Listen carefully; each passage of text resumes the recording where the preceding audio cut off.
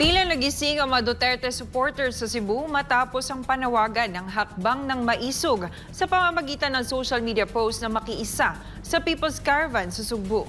Narito ang balita ni Aileen Navarro. Naisipabot ng mga Subuanon sa pangunguna ng hakbang ng Maisog Cebu ang kanilang matinding pagtutol sa ginagawang impeachment laban kay VP Sara Duterte sa pamamagitan ng isang People's Caravan.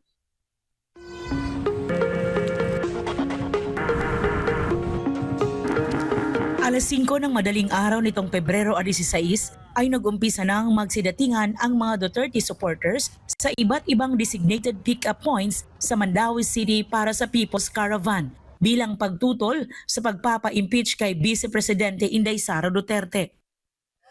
We are having a People's Caravan, Cebu People's Caravan. Although ang hakbang ng Maisog Cebu core team are the ones somehow taking an active participation in this, we can really call this a People's Caravan, a true People's Caravan.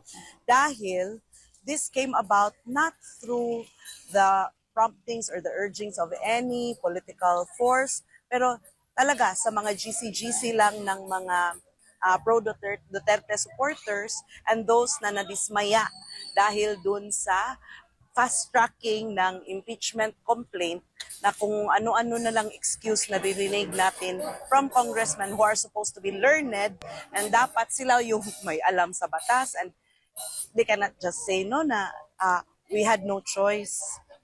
Sa mga tarpuling ikanabit sa bawat sasakyan, naisiparating ng mga Sugbuanon ang kanilang hinagpis sa mga salitang No to Silent Martial Law, God Save the Philippines, We support the brave 38, and we are not Filipinos for nothing.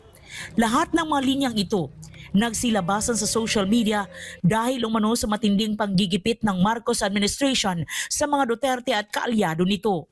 Matatandaan, noong nakaraang eleksyon mula sa halos 3 milyong bumoto sa Cebu o 86.7% turnout votes, nasa 1.8 million votes ang nakuha ni VP Sara Duterte mula sa mga Sugbuanon na siyang pinakamataas sa lahat ng tumakbong national candidates noon.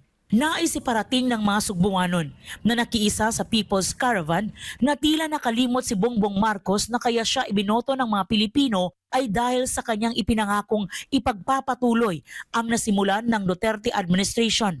Subalit, kabaliktaran ng kanyang ginagawa.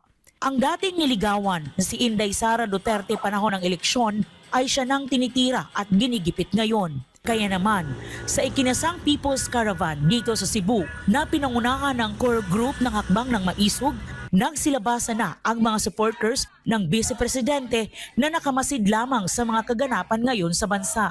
Tulad na lamang ni Atty. Macdo Castañares na mula pa sa Bohol ay nagdungo sa Cebu upang makiisa sa sigaw ng mga Sugbuanon na protektahan si VP Sara Duterte.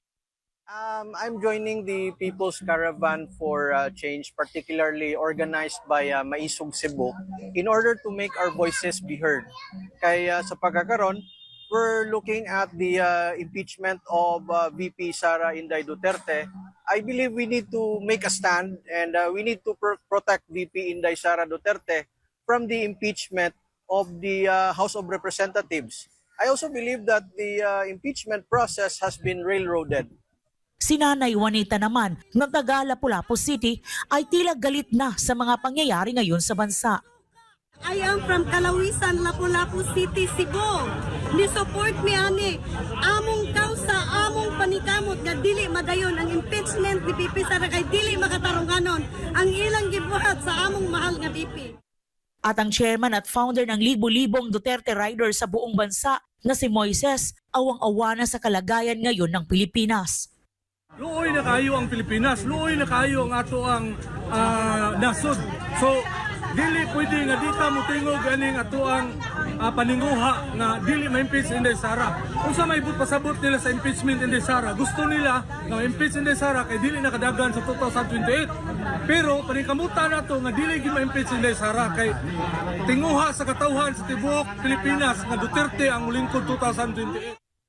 Umabot sa 300 motorcycle riders at 200 private vehicles ang tumugon sa panawagang People's Caravan na ipinost lang ng Maisog Cebu Core Group sa social media. Alas 7 ng umaga nang umpisahang ikutin ng mga Duterte supporters ang rutang Mandawi City, Consolacion, Liloan, pabalik ng Cebu City, Talisay City at nagtapos ito 1:00 ng hapon sa Mandawi City. Sa bawat madatna na ordinaryong Subuanon, makikita sa kani-kanilang reaksyon ang pakikiisa at panawagang suportahan at protektahan si VP Inday Sara Duterte. Kauna-unahan ang pagtatagpong ito ngayong taon ng mga Duterte supporters sa Cebu. Tulad ng karamihan, iisa lang ang tono ng kanilang hiling sa taong bayan. Ang panawagan na mo karong eleksyon, atong iboto ang PDP Laban, Team Suka, kanang ilang bagsak BBM, bagsak ang Pulboronic. Team Suka ta, Team Suka. Mao na atong dapat butuhan aron mo balik ang Pilipinas pagkasigla. Mas safe ang atong mga kabatanunan. Mas safe ang atong mga anak gikan nag-eskwela. Maglakaw sa kalsada nga wala nay lugos. Wala nay rape, wala nay tulis. Wala nay panglapnot sa mga cellphone, mga bag. Atong ibalik ang mga Duterte. Akong panawagan sa tanang Pilipino karon sa panghitabo, kinahanglan nga mutingog ug mubarog aron sa pagprotektar ni VP Inday Sara Duterte batok sa iyang impeachment. Atong nakita ang rampant nga korupsyon bisan asa. Atong nakita po nato ang pag-railroad sa process sa impeachment ni VP Sara, gisensayon na nila og pirma. So atong giauhag ang kadaghanan nga kinahanglan mo barog, mutingog. Kinahanglan po nato suportahan ang mga kandidato ni President Rodrigo Duterte aron maprotektaran gyud si VP Inday Sara. Kaya mahitabo kung mawa si VP Inday Sara, magunsa naman ta. Obviously, our lawmakers have failed us. The executive branch of government, I don't know what they are doing. Crime is on the rise. Kung dili na to i-take back atong country, who will? Balik ta ani sa dark ages. I-overtake ka na baya ta sa laing nasod. Pero kita na lang siguro mo'y mahabilin. No? Nga ingani niya. Naamay tay mga anak. If not for us, for our children and our grandchildren na lang. Dili na magunahon na og kanang unsay mahitabo nato. Better to stay safe, better to stay silent. Magsigira sa taghilom-hilom, sama ra na sa ning sugot ta nga ang atong mahal sa kinabuhi, matangtangan og mga katungod. Mura namang yun ni martial law.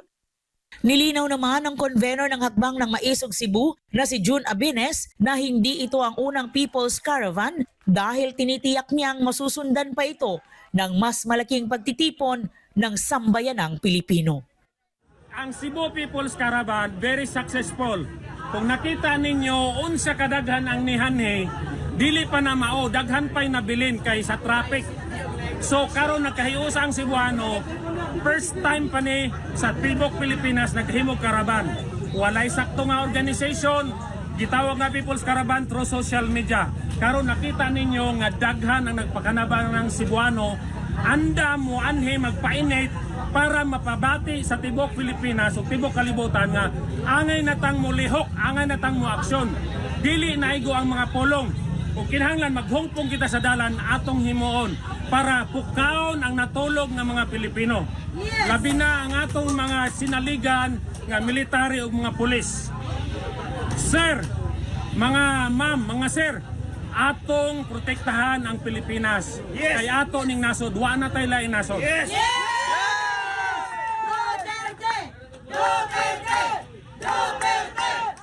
Para sa Diyos at sa Pilipinas nating mahal, Aileen Navarro, SMNI News, Cebu.